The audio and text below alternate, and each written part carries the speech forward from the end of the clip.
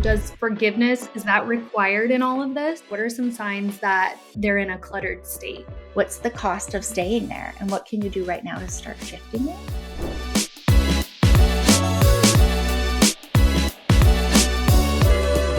Welcome back to Call Her Creator, the show that helps you turn your content into cash and build a business you truly love. Today's episode is powered by Stan, your all-in-one creator store where you can sell digital products, courses, and coaching with ease. You can grab your free trial at the link in today's show notes. Today, I'm sitting down with someone whose work has impacted hundreds of women stepping into their next chapter with clarity, confidence, and ease. Riana Malia, she's a speaker, author, and reinvention strategist who created the Clear to Create method and the quantum pattern protocol. So this framework, what this does is this helps high achieving women clear emotional patterns, rewire subconscious cycles, and lead them to deep alignment in life, love, and legacy. I'm so excited. From her sold out Brilliance brunch events to her immersive private coaching experiences, Riana has built a reputation for helping women shift from burnout to brilliance, confusion to clarity, and heartbreak to wholeness.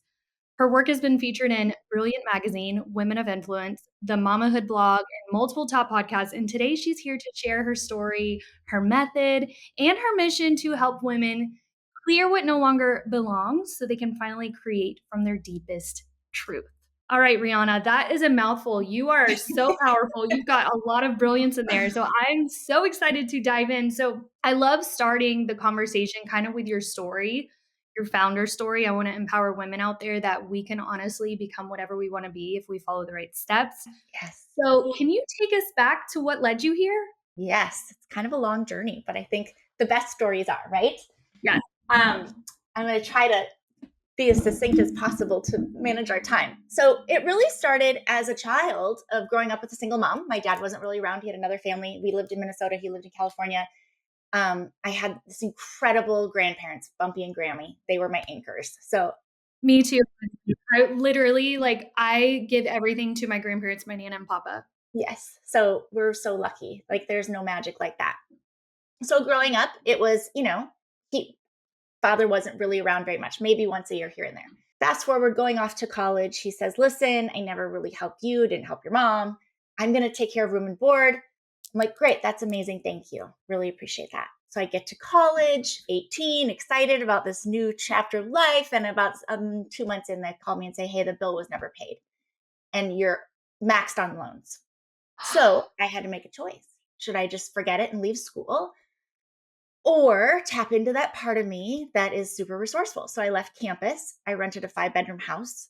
I filled the other 4 bedrooms. I got 3 jobs and I figured it out. Now, I didn't have a very fun college experience, but I did it, right? So, but that was like a pivotal cementing that I wasn't important. Like, you kind of long for that relationship with a father. I mean, I had my bumpy, thank God, but it was, there was still that piece where it was like that hope and then the crushing, just kidding. You don't really matter all that much. So fast forward, I got married very young at 23 and I was certain that no one was going to love me and I was going to be an old cat lady. So I should probably get married. Now, also it's the Midwest. We get married a little younger, but 10 out of 10 don't recommend. You don't know who you are. 23. My baby girl she came home for the weekend from college. She's going to be 22 in November. She's a baby. You don't get married when you're 22. Anyway, I digress. So got married, knew before we got married that there was something just off, but I was determined that this was the path. And it was a lonely marriage, frankly. And I spent a lot of time trying to figure out what was wrong with me and what could I do better or differently. And ultimately, we had our miracle baby, Maddie, and we had sex maybe a couple times. I got pregnant, I had a miscarriage. 2 years later, had sex again. I got pregnant with Maddie. We were never together again. And she literally was a miracle child. So no matter what, I don't have any regrets, right? But the divorce that felt like it was going to be super kind of easy and amicable turned crazy and volatile and insane, bad Lifetime movie. And it was heartbreaking and it was exhausting. And so at that time, Maddie was about 6. And so I did all the things I was told to do. I went to therapy. I talked about it with my girlfriends. I read the books. I did the Brene Brown thing. I did the journaling. I did all the things. And while all of that has benefits, it doesn't really fix the stuff. It doesn't really heal you. It doesn't really move the needle. It's beneficial. Don't get me wrong. I'm not anti therapy. But when you stay in the therapeutic loop, that's where you stay. And you never really move forward. You're just stuck in the past and the drama and the pain and the story. So about 3 years later, my dad had been like back in, like in and out, doing stuff, come see us, whatever. He came to visit in the spring and said, "Hey, listen, I think now is the perfect time. You guys should move to California and, come take over this family business." And I was like, well, my mom had just had a surgery and they nicked a nerve and she did nails her whole life. She couldn't lift her arm. So couldn't leave her. I have 2 horses and 3 cats, and he's like, "I'll build a barn, bring your mom, take care of everybody. It's gonna be amazing. We have this capital. You can do it. Just take it, make it yours." And Maddie gets to grow up in this like magical little town at the base of Mount Tam. And I was born in Maui. I am an island beach girl. That 40-degree below zero Minnesota winter was not for me. And I was tired, right? I was exhausted emotionally. I was sad when Maddie wasn't with me when she had to go be with her dad. I was working. I've always been in the personal development and coaching space, but I was also working inside of oncology and being practice development for this independent oncology group in the Midwest. And so it was wonderful and it was hard. And there was that part of me that said, I just want a minute of easy. Like I just want to breathe. I'm so freaking tired. And I feel like I'm kind of in this thing. So I was like, oh my gosh. And everything inside me said, absolutely not. And it wasn't red flags. It was a freaking billboard in Times Square, like flashing, screaming lights. My 2 best girlfriends were like my chosen sisters, like tears, like, no, why this, you can't trust him. Like, what do you know? So I did it anyway because I wanted what I wanted. Right. And I made a promise to Maddie. She was 9. And I said, I'm only going to uproot your life one time. I promise you. Because I moved around a lot as a child, lots of states, mom's marriages and relationships, whatever. And so we packed up my mom, my baby girl, 3 cats, and 2 horses, and drove cross country and moved to California. Now, I didn't know anybody here. So I got here and threw myself into this life and building this business and doing some really wonderful things that were really exciting. And I had a pit in my stomach. And I knew that something was wrong. And I couldn't figure it out. I couldn't pinpoint it. And I just kept trying to ignore it because I just declared to the world that this was the right thing to do. 6 months, 7 months in, I was in the back. We were getting ready for holiday. And there's a guy there that had been helping in the business prior to me moving. And he came to pick up the mailers to take to Tiburon, whatever. All of a sudden, I hear all this ruckus. The next thing I know, there's guns pointed at my head. I'm surrounded by federal agents and I'm put in handcuffs. No. And they go on to tell me that they've been investigating and following, and like they had stopped the UPS truck and took the boxes off that they picked up that morning. And he said, is this your box? And I said, well, I only pack my own when it's for Sky Mall because I was so excited. Do you remember that Sky Mall magazine that used to be like in Delta Airlines?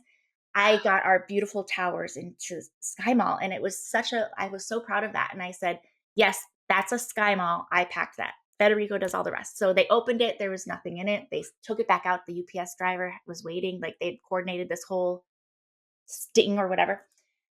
And we don't have time to go into all the details, but let me just say, like, my world obviously in that moment imploded. And Oh, so there was illegal things happening. oh, And now I had to make a decision because now I have no business to run. This dream relationship of our family being together is destroyed. And do I take us back to Minnesota, back to our chosen family, which I could have in a heartbeat, or do I keep my promise and break this generational disappointment, not keeping your word stuff? So I tapped into that part of me again and I stayed. And several $100,000 in credit card debt later. But Maddie flourished here. And I went back to therapy, if you can imagine, because obviously, this is the biggest betrayal, far worse than anything I could have ever imagined. Like, who does that?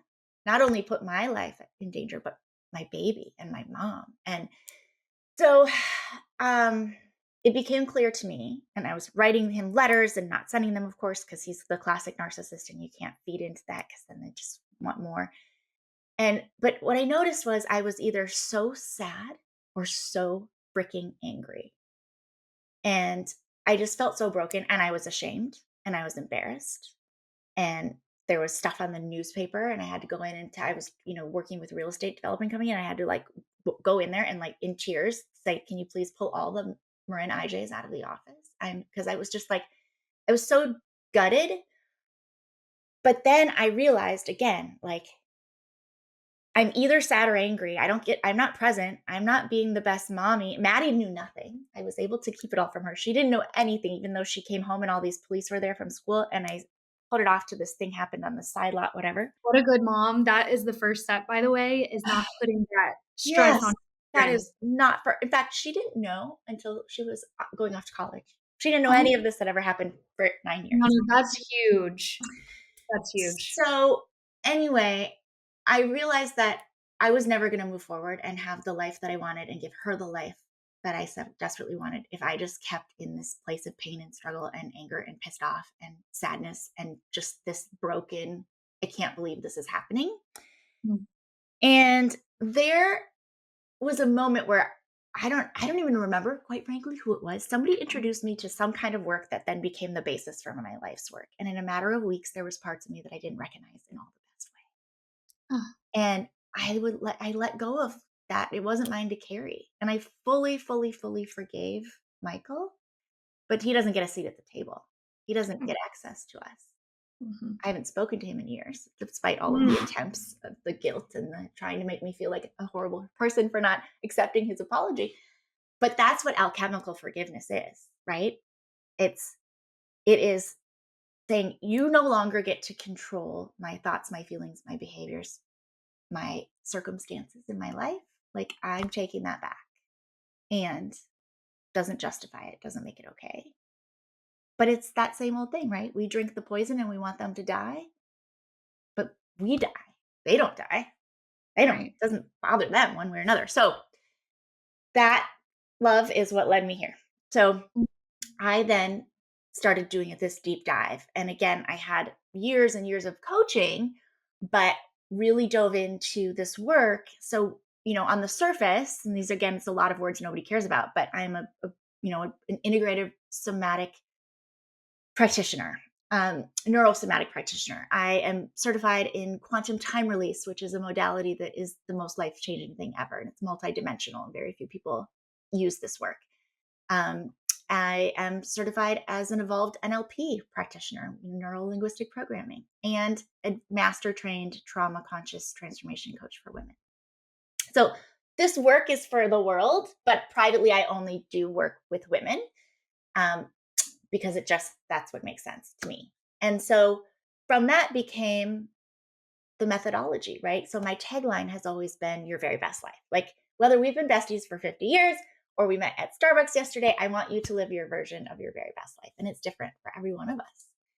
But the truth is you can't just go from hanging on to old pain and trauma and betrayal and loss and shame and embarrassment and fear and guilt to just living your very best life. It doesn't work like that.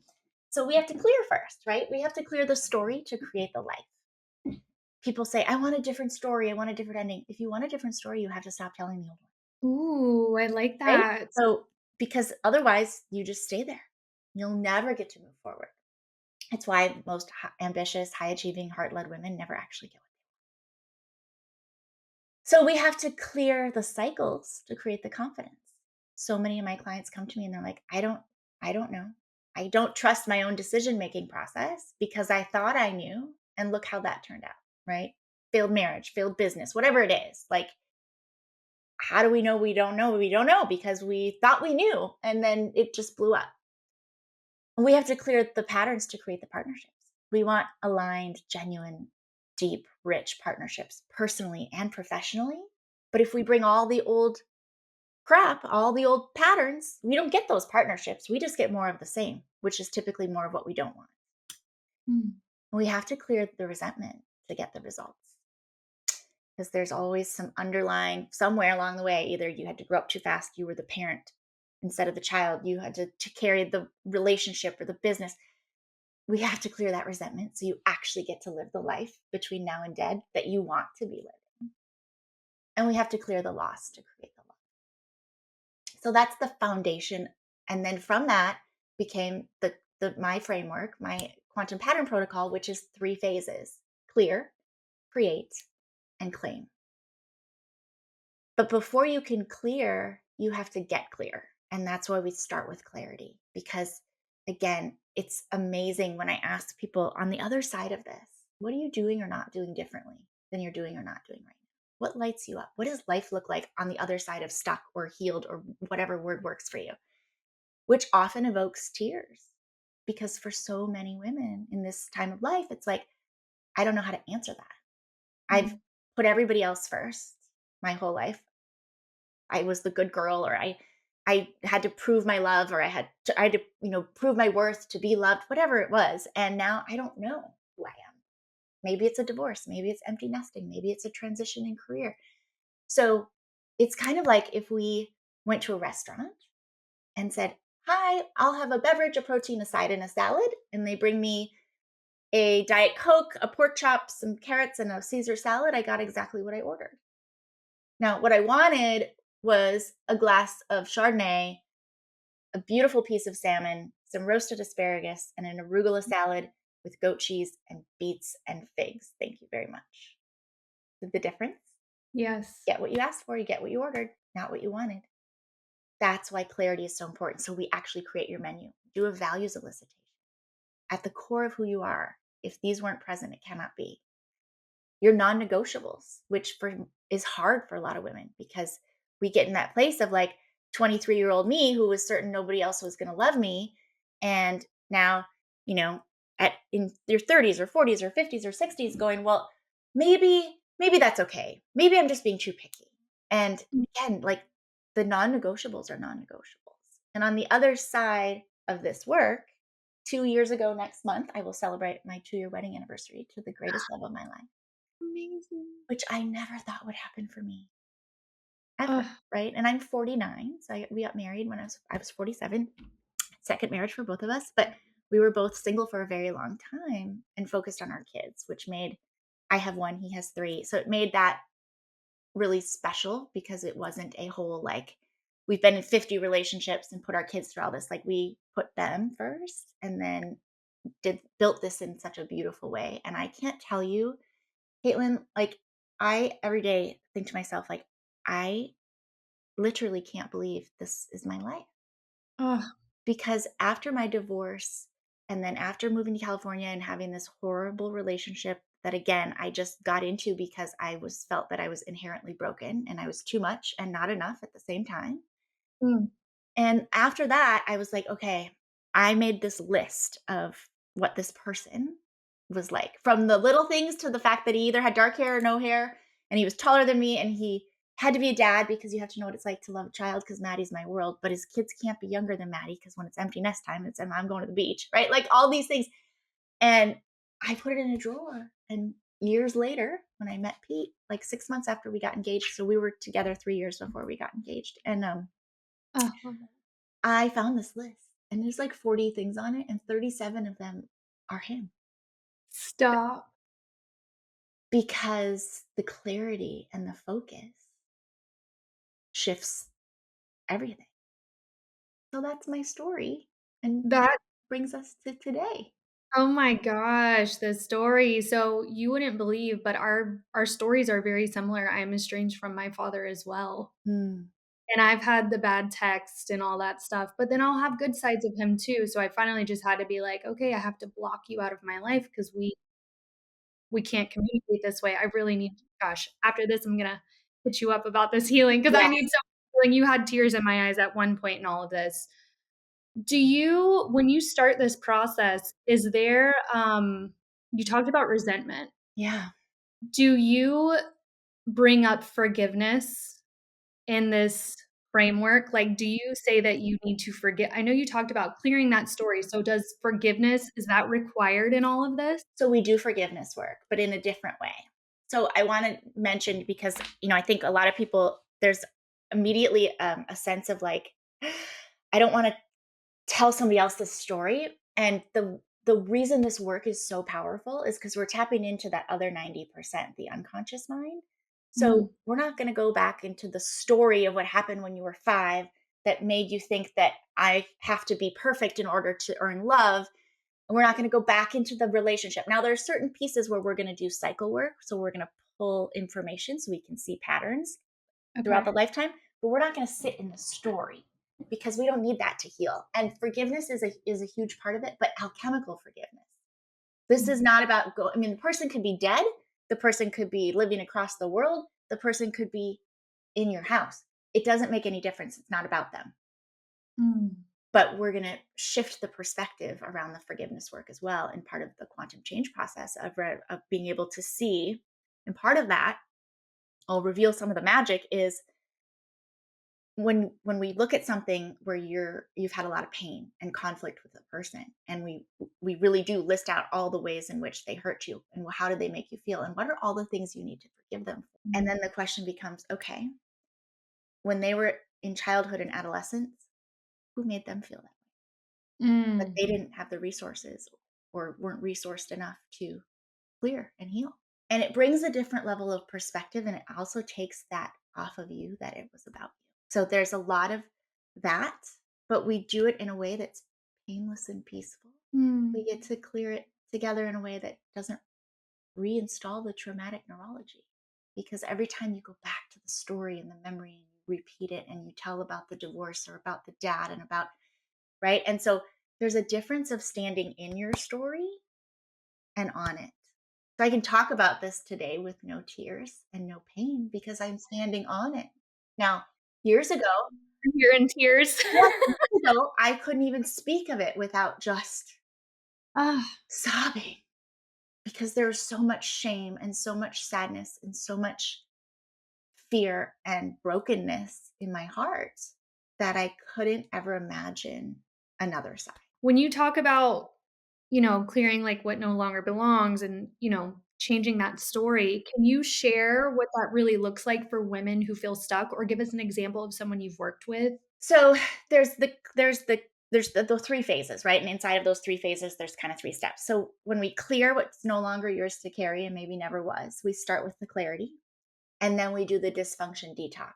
So we get Mm, rid of all that stuff and we blow out the old strategy and neurology and behavior and ways of thinking and how we show up and how we process and filter. And we do that with quantum time release, which is this incredible experience. It's usually about 3 hours long and it taps into the unconscious. So let me be clear, it's an unconscious process. That does not mean you're unconscious.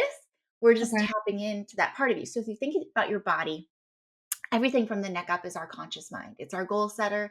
It is our critical faculties. It's everything we know. We know we use it all day long, and it's 10%, which means the rest of our body, neck down, the other 90% is our unconscious mind. So if the conscious is the goal setter, the unconscious is the goal getter. It's the operating system, it's the general. It's also the literal library of everything we've ever experienced in this life.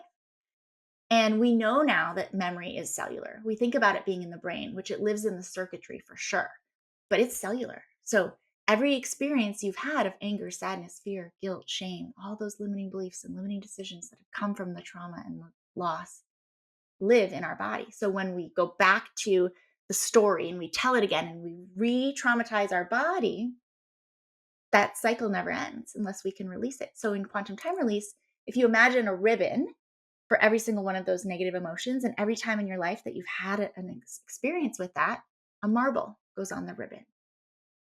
Sadness, anger, fear, they all have their own ribbon. So today, something happens that makes you angry. It's not so much about today, it's the 30, 40, 50 years of marbles. That's the gestalt, right? The sum of the parts. That emotional weight is stored in the body.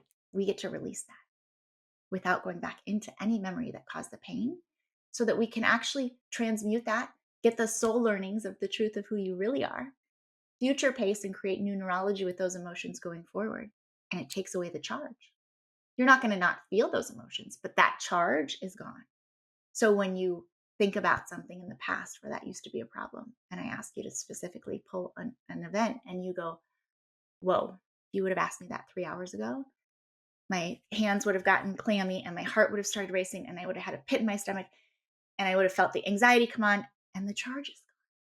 Because when you get rid of all that, you get to actually then bring in what's meant for you. It's like a few weeks ago, I cleaned my pantry and it was so chaotic and cluttered and it was driving me crazy. And I love organization, but I also am in perimenopause and have ADD. So stuff then sometimes just piles up and gets crazy.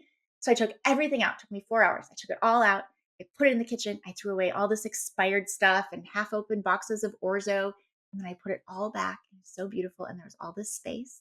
It's the same Mhm. for us internally. All the old expired ways of thinking and stories and all the half open crap and all the stuff, gotta get rid of it so that we can then fill it back up with the things that we want, right? Or your closet's full of clothes you'll never wear again. There's no room for anything new. So it's all part of that process. And then you move into the creating and really actually giving you the skills to go with the knowledge. Because if you blow out all the old stuff, you have to replace it. But Mm. that's why it's the missing piece. So much of this work is all about clarity and awareness. And you have all these ahas, but then it's like, what the hell do I do with it? And it's why so many people will say to me, I've been in therapy for years. I've done all this work. I make progress. Something happens, life comes at you because it always will. And it's like, bam, I just revert back to all the old stuff because That's you didn't replace the neurology. And then we actually reverse engineer all those goals that now that we know what you want, personally, professionally, wealth, health, doesn't matter. And we install that on your timeline, which ignites the reticular activating system in your brain to be laser focused for the things, the people, the opportunities, the resources, the experiences to actually make sure you get to live this life. And then you claim it, you own it, you integrate it, and you embody it. And this is where you fully fall in love with yourself again and trust yourself and confidently hold boundaries and expertly communicate your needs and deepen the richness in every single one of those relationships so that you get to live and lead and love from this new frequency and be her. And that's the legacy. I love that. What are some signs for women that are listening right now? What are some signs that they're in a cluttered state? You find yourself saying, how did I end up here again? Why do I keep marrying the same person or dating the same person? Why does every job I have, I hate my boss, nobody likes me, I end up leaving or getting fired or hating it so much? Why do I end up in the same money story? Why can't I lose this weight when I do all the things? Or you just know that there's more that's meant for you in your life. You don't know what it is. Or if you do know what it is, you have no idea how to get there because you're so stuck in the old story. And it's not your fault. I want you all to hear me. It's not your fault. You're smart. You're emotionally intelligent. You're aware. You want to know if you could have figured it out on your own, you would have done it already. This isn't about learning more, being more, fixing you. It's about clearing what isn't need to be there I love this. How do I or anyone listening to this get to work with you? How can we contact you? anymore. Where do we go? Absolutely. So my rianamalia.com website, all the socials are Riana Malia, Instagram, Facebook, LinkedIn, YouTube. Um, you can get on my inner circle of love. So I send you love letters every week. So Need it. and then there's a beautiful thing I would like to give your audience to in closing is that I spent the last year working with a team of brilliant geniuses in creating a diagnostic based on my work. Mm. And it's called the Ellie, which is the Extraordinary Love Index. And it's not just about romantic love, it's self love, it's all of it. But it's 40 questions and it's in depth looking at 9 key areas that kind of mirror my framework. But it shows you with precision. I send you a 28-page report looking at all the areas and what your scores are and what you might be experiencing in life. What's the cost of staying there? And what can you do right now to start shifting it? And it's so insightful. Like every human should take it. So the Ellie is available as well. And then, if you want to have a conversation, there's a little application and then you can apply to have a call and I will offer, I usually do like usually a $250 consult call, but I would love to like, I feel so energetically like connected with you right now that I would love Oh, to offer that to your listeners as a gift. oh, I love that. I'm gonna link this in the show notes for everyone too. Um, Funny, today my husband's out of the country, guys, so it's just me momming over here, and I have to kinda cut us short. But Rihanna, I wanna have a part 2 and, like, deep dive some more on this. Great. We need to talk more on this if you're open to Of it. course. Um, I kinda wanna just walk through, like, what it would actually look like for you to kinda do this with someone and really give us some feedback, maybe some tangible tips we can take away. Yes. Obviously, she can see me, you guys can't, but I've teared up several times while she's talking, and I think there's so many women out there that are, overachievers because 'cause they're running from this trauma, and we need someone like you to be like, "Hey, slow down. Here's what we can walk through to calm your nervous system down and maybe, give us some clear things to work on until they book a call with you." Yeah. And the great thing is this doesn't take years. It takes weeks. Ugh, love And that. 'Cause I've been to therapy, I've done all the things, I've given forgiveness, but I still am hurting inside, and I would love to walk through this with someone like you who's experienced it too. You're not just talking the talk, but you guys heard her story. Holy crap, like, she had the feds at her because of literally the person who gave life to her, and that's the hardest thing. It's when they're the people close to you that hurts the most, so I'd love to do that. How can they follow you? Are you on Instagram, yeah, Facebook? Instagram, Facebook, all at Riana Malia, RIANAMALIA. You go to the website, you can also click through the socials there. You can get on the list. You can Okay. see what events are coming up. You can take the Ellie, all the things. Love it. All right. And I'll put it in the show notes for you guys too, so we can easily click to it. Rihanna, this was amazing. And I look forward to part 2. Yay.